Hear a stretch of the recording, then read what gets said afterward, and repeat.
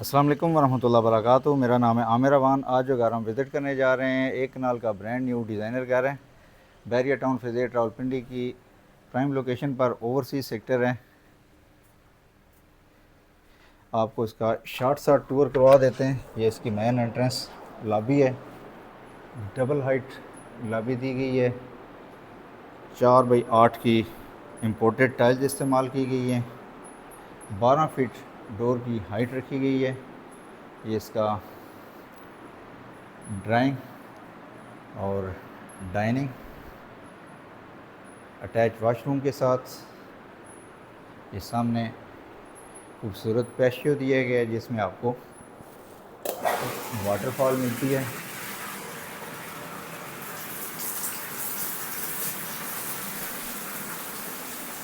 ये इसका spacious living room,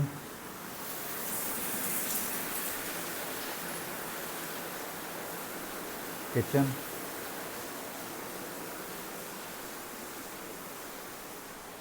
ये इसका मास्टर बेडरूम है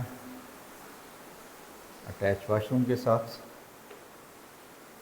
12 करोड़ 50 लाख इस घर की आस्किंग प्राइस है। डिटेल वीडियो मेरे यूट्यूब चैनल पर मौजूद है। अगर ये घर आप विज़िट करना चाहते हैं तो नीचे बायो मेरा नंबर दिया गया, आप इस पर रब्ता करें। उम्मीद है कि ये घर आपको पसंद आएगा।